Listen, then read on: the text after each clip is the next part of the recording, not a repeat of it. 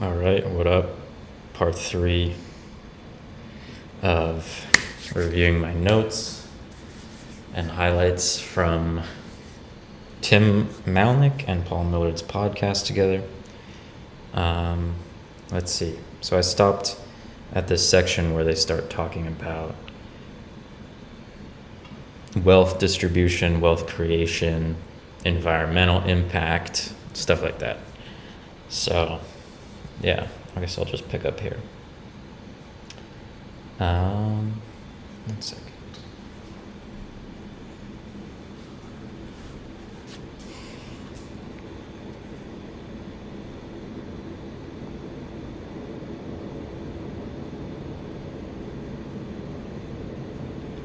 So this was Paul. We also have to deal with the tremendous amount of damage and ignoring of the shadow of previous generations. That's funny, it reminds me of a tweet that I saw Paul put out in the past week or so, saying that one way to think about millennials is that they're the strongest generation because they've had to put up with so much of the previous generation's unresolved trauma and shadow, which is a very optimistic way of looking at it. I wouldn't disagree 100%, but maybe, I mean, one thing there is that more than any generation, probably, the millennials and people younger than that are more aware of trauma and this shadow type of stuff than ever before. It's part of the mainstream in a way that it never has been. So there is at least the awareness and the opportunity to deal with that unresolved trauma and shadow from the previous generation in a way that never has been done before. But know that I would hope that the majority of people can handle that well and do, but I honestly couldn't say. So let's see. This is Tim talking now. There is a modern industrial template or schema, and it's a construction. It's a historical, social construction, and it's collapsing. It created immense material, financial success for a limited group of people at certain places in the globe for a generation or two. But the consequences of that mindset and that success have been, I would say, externalized, or as psychologists would say, a little bit repressed.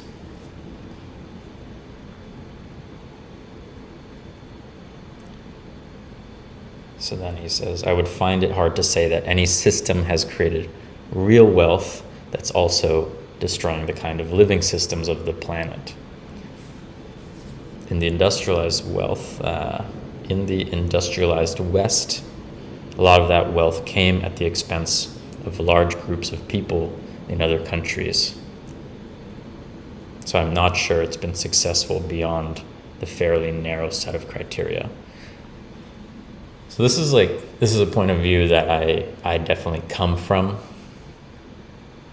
As far as where I stand on it now, honestly, I don't know. I'm far less entrenched in that point of view than I was, let's say, 2 years ago. But this is very much like what I grew up believing. I grew up in Hawaii. And I've talked about this before on Twitter and in other videos, but I grew up in Hawaii, and I always think of Hawaii as being a sort of microcosm of the world, because it is this extremely delicate ecosystem, this island chain, which is further away from any other landmass than it's the most isolated group of islands in the world. So you have this really delicate ecosystem that is completely out there on its own. And so you see the impact of everything very starkly. And I grew up very much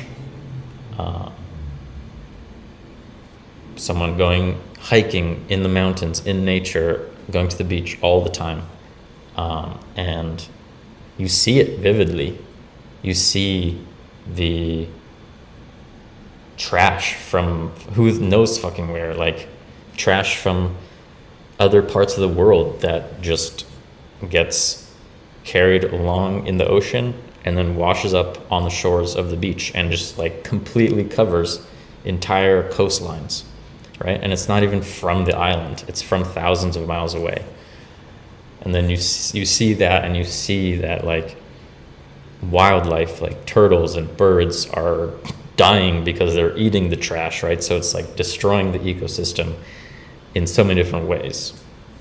Or you see business interests coming in from outside of Hawaii and buying up property. And for example, one example I always use is there's a Disney resort on the west side of Oahu, and in order to create this resort, it's right on the coastline, and they fucking like took dynamite and blew up the natural coastline to create an artificial beach for the hotel. So there's this beach which is essentially like a half circle that has a perfect slant all the way down to the water. So it's just, and so you have tourists that come there and like pour money into the economy, which is like obviously a good thing in many ways, but at the same time, it's a hard thing to grapple with. And I used to be very, very bitter about this kind of thing,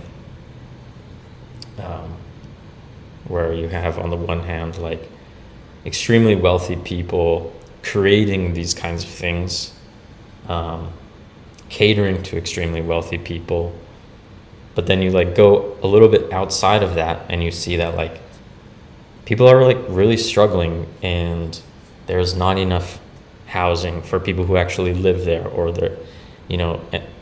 because there is not enough housing, and like all Airbnb has like taken over so much of the real estate there that like people can't afford to live there anymore, and it fucks up the local community and all this stuff. That's what I grew up seeing, and like that's the way that I grew up interpreting all these things. So in that sense, I very much agree with Tim that like there are these pockets within which the industrial economy, capitalism, has been extremely productive and extremely profitable, and you see these extreme concentrations of wealth, but then you also see the flip side of that, and the destruction that it has created in other parts of the world and in other communities.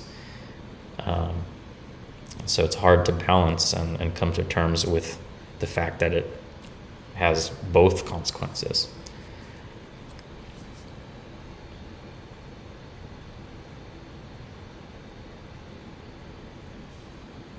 And I think like having moved away from Hawaii and moving somewhere like a big city,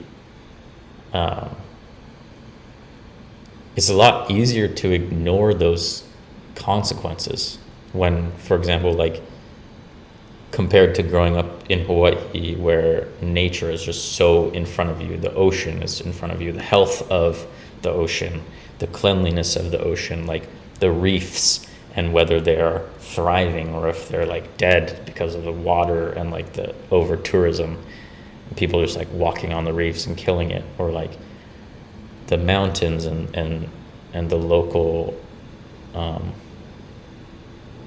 wildlife and ecology, and you see trails that just get like stampeded because there's so many people visiting there.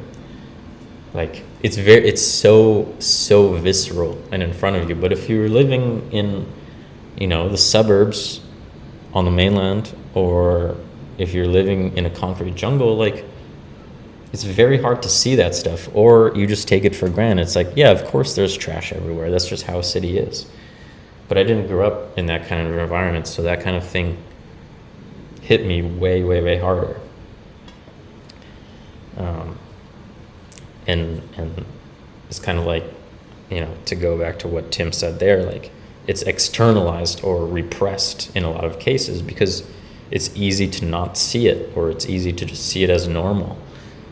But in my case, growing up where I did, with the family that I had, those things were not at all repressed. It was just like pointed. My attention was directed to it at all times. So I'm very much on the same page with Tim there. Although, like I said, I don't think it's the only way to see it. It's like, it's true that there is a lot of destruction and there is a lot of inequality, but I don't think it's the only way to see it. And I think you can end up falling into a very extreme, triggered point of view, as he said earlier. A lot of like activist type of people have so much unresolved shadow, and they just project that shit onto anyone who seems to be in the opposite camp. And that's really how it was for me earlier in my life, and same for Tim.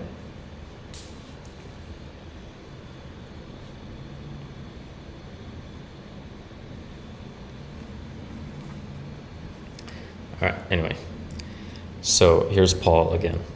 So that story of collapse is very tempting to fall into, but I've been challenged to reframe that, mostly from living in Asia and seeing the real wealth created in terms of enabling people to escape real suffering, which is like, that's the really important perspective to bring into this, that despite everything I just said, and despite everything that Tim was pointing out, there are these other parts of the world where these same forces, which have led to this destruction that I talked about, at the same time has brought people out of suffering in very significant ways and changed entire communities for the better. So all of those things are consequences. And I think the challenge is to like be able to widen your perspective enough to see all of that, for one thing, and then not.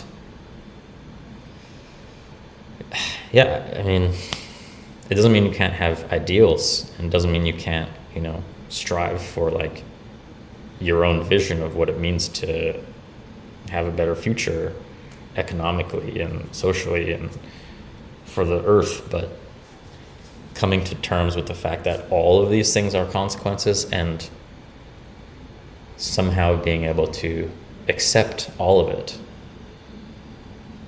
Like, you can't have the good without the bad. It sounds very cheesy, yin yang type of shit. But in order to have that creation of wealth, you also needed to have all this other stuff that happened. Maybe that's not what's required going further, based on where we've gotten to in terms of technology and like just general consciousness in the world. Who knows? But that's the real challenge, to be like, yeah, all of this is part of the fucking journey that humans have been on, and I'm not going to repress any of it. I'm not going to ignore any of it, and I'm not going to vilify any of it either.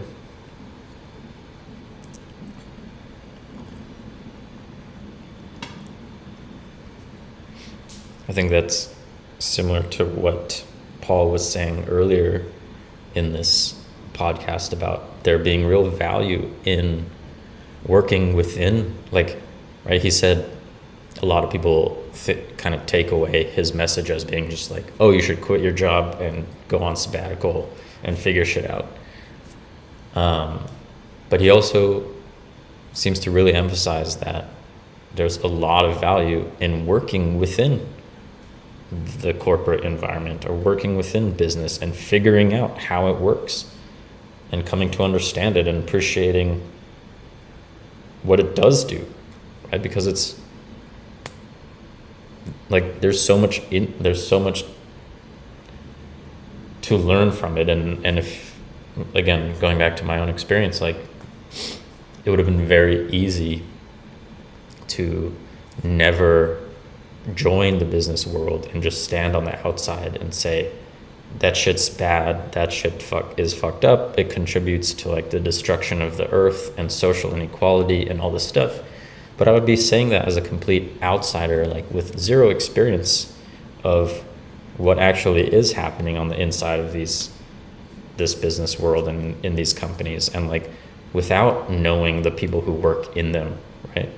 And to me, like that's one of the really wonderful things about having joined the business world is like the other people that are in these jobs, like they're just people.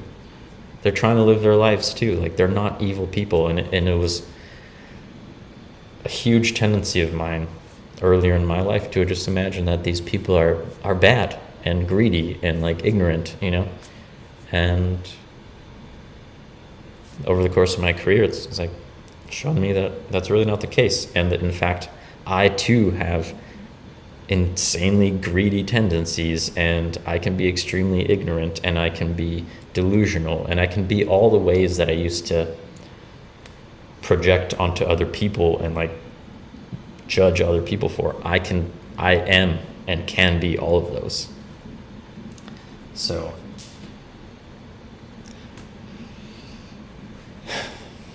yeah,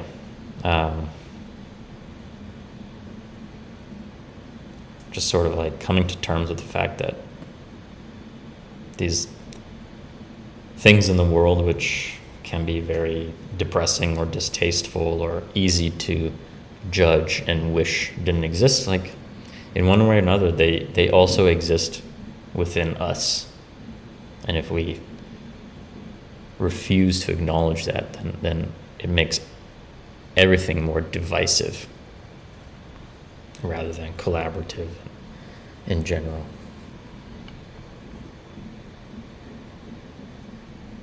So here, what does it say?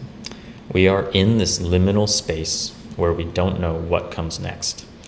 And people are clinging to this passive version of this life we were supposed to get. I call that accidental meaning. People stumbled upon meaning through the default path, but it's not working anymore. Then they don't know how to get it back.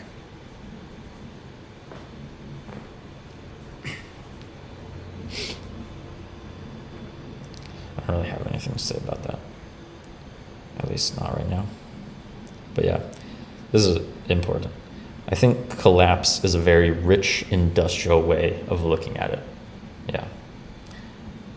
To be like, oh, look at all this shit happening in the world. It's so horrible. You know, we are no longer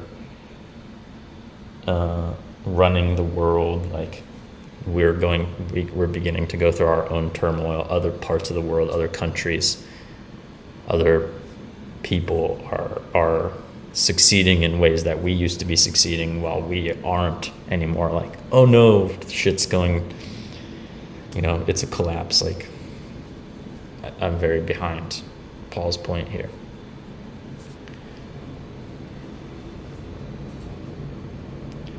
Okay, so then Tim, I was using it in terms of, so collapse. I was using it in terms of the conceptual structures and belief systems are starting to loosen up and fall away. So I wasn't making a judgment on how the world's going. Yeah. I think that's pretty self-explanatory, but maybe not. So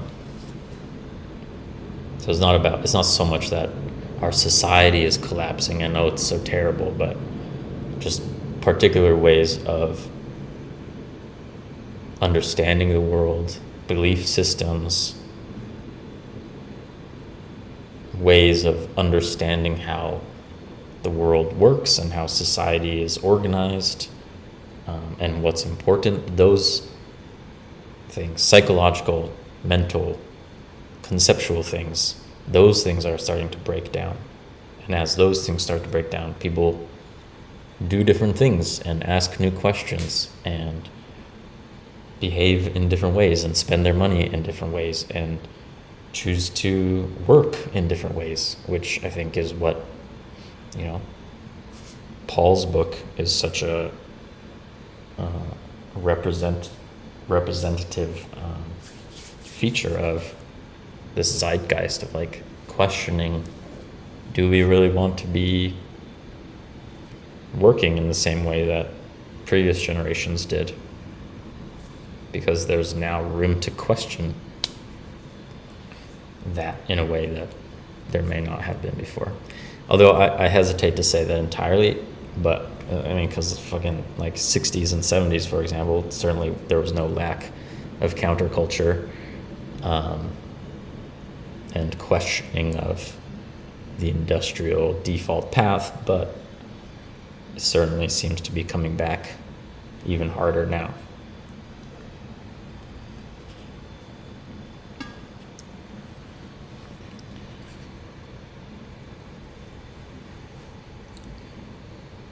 So then Paul's talking about in the US, for example, it was white men and nuclear families. Now there's way less nuclear families, a lot more single parents. It's a way more diverse workforce. And people are applying that template. Like, I bought the house and I have the job. Where's the meaning? Yeah, that's a really vivid way of talking about it. It's just like there are these blueprints for how to organize your life and how to approach your life in order to get the certain kinds of success, both materially but also like emotionally and psychologically, right? And a lot of those blueprints are kind of built for a certain type of social economic structure, one in which families are organized in a certain way, and you have a lot less cultural diversity in general back in the day. And so now you have single parents who are trying to, I'm making this up in a way, but single parents trying to live the American dream and like do the same thing that a parent might do in the context of like a nuclear family in the 50s. It's like, well, it's not going to work in exactly the same way. Living the American dream, having the house with the white picket fence in the suburbs, like it's a very different thing when you're a single parent, right? Like even if you're successful and you've somehow managed to make enough money to put yourself in that position, like that life of, for example, living in a nice suburban house, with your kid, as a single parent, it's a very different story than it would be if you're part of a nuclear family. So then it's like, yeah, maybe you will be successful, but then like you arrive at success and the experience of what you have achieved is going to be way different, and it's probably going to be a letdown or a struggle. Who knows? But it's probably going to be conducive to leading that person to really questioning, what is it that I was going for, and why am I not getting what I hoped to get?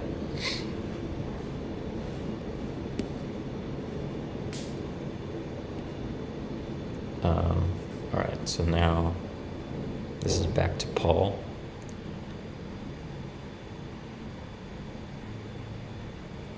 We are so removed from any connection to the earth. My grandfather was a farmer. I started my first job sitting in front of a desktop computer. How do we even think about our relationship to the whole earth when we're in this world of bits? Yeah. It's kind of what I was pointing to with talking about like where I grew up in Hawaii. Like, I was super connected to the earth. Like, I grew up running around fucking barefoot in the jungle and on the beach, spending most of my time in nature. And it's been a very like bizarre, disembodying experience to grow up, become an adult, do white collar knowledge work, like be always on the computer, and like have my life suddenly hardly involved with the earth whatsoever. Like the earth and seasons and all these things, like they become an afterthought. They become something to like notice on the way to work, or notice like outside of your window, or they even become these conceptual things. Like so many people on Twitter, people I know, they love this idea of seasonality, but it's super conceptual. It's like, oh yes, in theory, like there are seasons, and like, you know, you go through a period of growth, and then you have to go through a period of rest. You have to make sure, you know, you can't just like always be productive all the time. People love that idea in theory, but it remains very theoretical. And like I remember last year I was living somewhere else, and I had a garden, and one thing that really struck me was that I would go out in the garden in the morning, and the flowers that during the day, you know, were standing up straight and like fully open and like beautiful, with their petals completely, you know, open to the sun. Like in the morning, those flowers are closed and drooping over. Like they go to sleep at night, basically. And they like slowly wake up over the course of the day to capture the sunshine. And then they go back to sleep. And like, if you don't have the experience of seeing plants and seeing animals and like actually seeing what happens like in nature day to day, like in different temperatures and different kinds of weathers, let alone different kinds of seasons, like that idea of seasonality is just going to be an idea, but it's extremely fucking real, and we are part of that as well. But yeah, I think, I don't know, I'll just make it super clear, like I haven't read Paul's book, so I don't know to what degree he talks about seasonality within it, but it seems to me that, you know, being on the pathless path is something that really allows you to truly like sink into the real seasonality. You know, like if you live somewhere that has a deep winter and you're not working a full-time job which requires you to be productive all year long, just like in some consistent way, like the winter months are going to be a very, very different experience than the summer months. You know, I'm going through that right now, like coming out of the cold, suddenly there's a whole new lease on life and a whole new level of energy that just wasn't there during the winter, you know? And like what I want to do with my time is totally different when walking outside doesn't look like it would just be fucking miserable and painful, you know, or when there are, you know, 4 or 5 plus extra hours of daylight after 4 or 5 p.m. Like it's a very like it's a completely different environment that I'm living in now that it's spring, summer, as opposed to winter. And if you are in control of the work that you do, then like your levels of productivity and the ways in which you're creative and the ideas that you have and the ways that you're going to collaborate with people, all of that's going to fluctuate seasonally as well.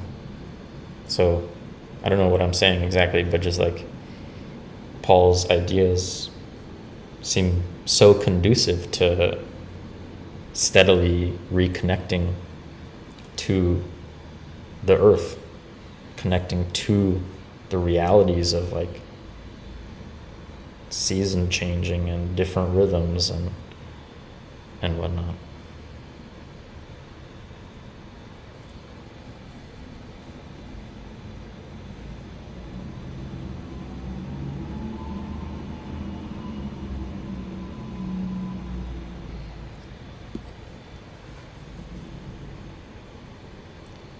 So then Tim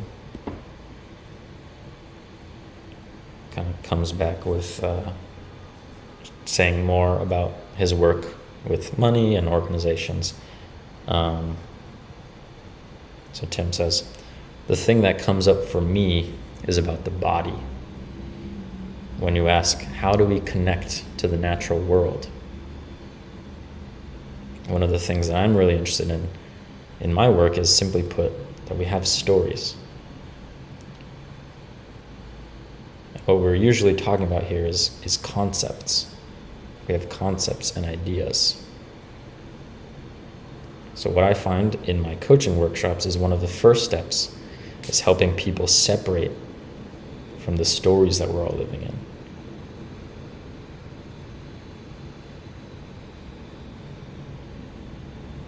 And I'm gonna kind of like fill in, because this is not a perfect transcription, helping people separate from the stories that we're all in, helping them return to actual lived experience, which is to just go to the body in different ways. You know, if we are in front of screens all the time, we're just not connected to our physical bodies. So as a starting point, I do a lot of embodiment stuff. So what you often notice is people will tell you a story about money, and once you get into it, their bodies will be revealing another story. So it helps to untangle all the stuff you've been told, you know, about getting a job, a career, get this money, get your mortgage, and return to what's my actual experience as a human being. When do I actually feel alive? When do I feel free or creative or secure? And all of that is a good entryway to investigate this stuff.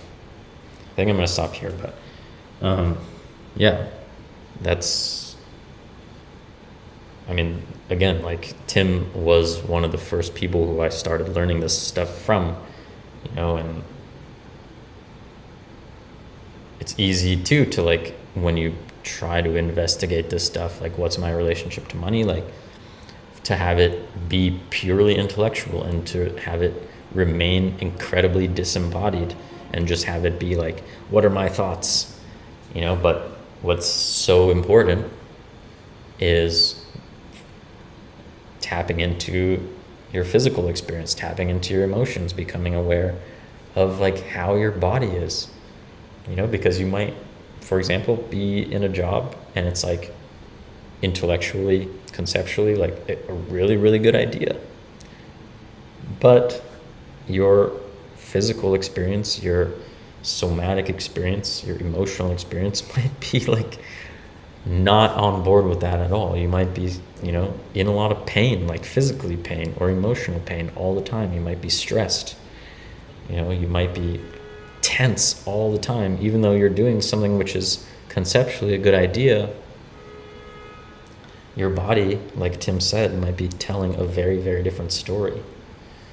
But if you're not aware of that, and if you're just like a brain on top of a stick, right? Like if you're just a disembodied mind that's engaging only with a computer, and you have no access or awareness of your emotions and how you feel physically, like, it's very difficult to recognize that there is any kind of discordance between what you think is a good idea and what your actual experience of that is. So body work, somatic work, it's super, super essential to this whole process of exploring your relationship to money. And I'll get into that more next time.